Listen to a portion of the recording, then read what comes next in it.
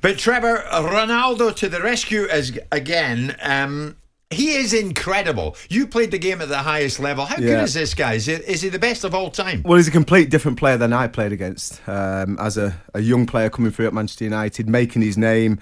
He was about to take off, and the player you see now, you can see the experience he's gained as a player, physically, mentally. I think is just as important for him, and he comes alive at the right times. He knows where the back of the net is, and he's got an unbelievable desire to win and to win trophies, and he's done that throughout his career. And I don't think it surprised anyone that he did that last night. He's done it so many times already for Manchester United, and I'd go as far as saying, if it wasn't for Ronaldo, I don't think Manchester City would have a problem with Manchester United at the weekend in the Manchester derby. But because they have got him, they could go and win it. Because of him alone. I think it's when he pulls on the United shirt, Simon. That's the thing that's done it. Do you not? That he's back with United again, and he just wants to show everybody, this is a club I love, this is what I can do. Well, he's just, fortunate for them that's the case, because if it wasn't for him, they'd be in a serious situation in terms of games that they would have lost. I mean, Atalanta must be looking at these two games going, how in Christ's name did we come away with 1 point? Out of these two games, because the only reason to some extent they did was predominantly because of Ronaldo, and Ronaldo has gotten Man United out of the fire, and that's what he was brought here for. But all he is doing is continuing what he's done everywhere else. You know, whether it's been in Italy or whether it's been in Spain, he comes in, he scores goals, and he achieves things for him. And I know that some of the commentary last night, because I was watching the game, was talking about how could anyone possibly have criticised and appoint or attribute any of the ails of Man United on Ronaldo. Well, we've yet to see the full season unfold. We've yet to see United. We've seen United come unstuck against teams that can really undo them. You know, aka Liverpool. And we'll see. I know Trevor's backing up a little bit because obviously Man City have gotten beaten by my mighty Palace on the weekend. And I've seen I've seen nothing mentioned about him about that. No, this is true. But I just think that Ronaldo at this moment in time is doing a fabulous job for his manager, because he's getting his manager out of the cart. But in the longer game, I still maintain that United to go toe-to-toe to win something are going to need certain players to do something that Ronaldo isn't capable of doing. And the rest of the team have got to help him to be able to bridge that gap. I mean, Trevor, we want you to know before we do this, we love you dearly. But you question Ronaldo's impact and the greatness of him by going to Old Trafford for a second time compared to what it might have been at the Etihad. Do you remember this? I feel his impact at Manchester City would have been huge, because they haven't got a striker, they need one, and I think the possession and the amount of chances that Manchester City carve out and don't get finished because they've not got an out-and-out striker such as Kun Aguero or someone like Cristiano Ronaldo. So he'd have been a better fit at City. Of course he would. They've got Edinson Cavani who will do a very similar job. Listen, I'm sure Manchester United fans are delighted that he's gone to Manchester United, but whether he's going to change their whole season, I don't think that's the case. He could have been massive for Manchester City. He is changing this season. Well, he's changing parts of the season. Trevor! I'm absolutely back at everything up that you just played there. No, I think he's right, Jim. I'm sorry, I can't jump in on this pile-on because there's nothing about that. I mean, they're not beating the top sides. They're nicking past games against Atalanta, and Ronaldo, whichever team he goes in, is going to be an asset.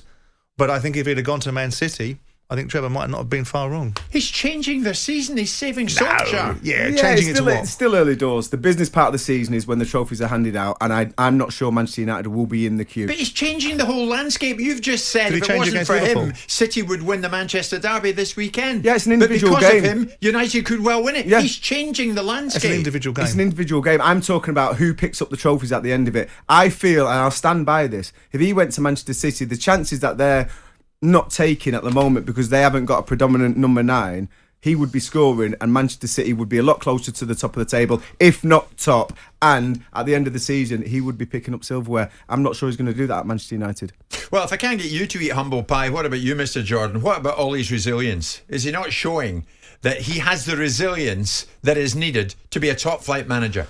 Well, look, of course you've got to have resilience. The resilience is one thing. The ability to be able to overcome the obstacles is another. But he's doing that. He's constantly coming back from the dead. What's he doing? Coming back from the dead, each and every time. But that's a script that's written by people that write his obituary and then exhume him, right? He will be buried at some point by his achievements. Well, you're the obituary writer, but he keeps on coming back. I didn't even start to write his obituary. I just simply said the man isn't good enough for the job that he's in. Now, that doesn't make him not a decent manager. It's another way of saying it. And I look at it and say, well, look, when you came up against realistic challenge against Liverpool, you got smashed into oblivion. You played a really poor Tottenham side. You changed your formation every single game. If I'm not mistaken, I'm pretty sure when Varane come off, I saw him asking Ronaldo what they should be doing next. You know, with the greatest will in the world. Not that you're watching it that closely. Well, you do, because ultimately... Was your nose right up at the telly last night? I like to get into detail because I know it's something that often evades you. So I like to bridge that gap. Come on. But I can't...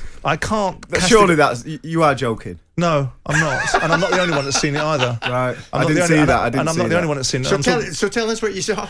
I think I saw, and so does someone else I know who's a footballer, thinks they saw, when Varane came off, Ronaldo being consulted by Ole Gunnar Solskjaer about what they should do next. Should they go to a 4? Right, okay. Wow. Have a look at it again. And if I'm absolutely wrong, I'll stand down and say I'm wrong, but I don't think I am. Okay. I think there's a strong case for that argument to be made. But going to your point, yes, will he overcome? Will he put Manchester United in the top 4? Possibly, because if you've got a squad that's worth nearly £1 billion, so you should. But will he win the Premier League? Don't be silly. Well, you said he'd finish higher than Conte at Tottenham yesterday. Well, I said currently under the landscape of where they exist right now, because of the playing squad they've got, the run might be more difficult. The run rate might be more difficult for Conte to catch up this season. But actually, looking at it, Tottenham are only 4 points behind. And if Conte weaves his magic as quickly as I think he should do with the amount of money he's getting paid to do a job, there's a distinct possibility he might give Man United a run for their money. Things have got desperate for you, have they not? You're watching people, you're lip reading people midweek when you're watching the telly. No, I'm not. I'm paying attention to detail. I'm looking at things that possibly might evade other people, or trying to look at things from a very pragmatic, objective point of view. I don't want this man to fail. Well, would you say that's a problem if you're talking to probably the most experienced player who is a serial winner? Speaking to him about possible changes to what you're going to do next because you get an unforeseen injury and you have to change it about. Is it not a good thing to talk to your senior pros? You're a player, and leaders lead, and a manager manages, and a player plays. And at certain times, yes, of course you can use your players as lieutenants. Of course you can use your players to impart messages. But structurally and tactically, if you don't have the answer and you're asking a player for it, what the hell are you there for? Conspiracy theories abound this morning, don't they? Third gunman on the grassy knoll. Okay, so much for Ole, and United survive again on a night that they looked were going to lose. They got away with a point, and that's thanks to Cristiano Ronaldo. Jim White and Simon Jordan, Monday to Thursday morning 10 till 1 on AM, on DAB, via the talkSPORT app and on your smart speaker. talkSPORT.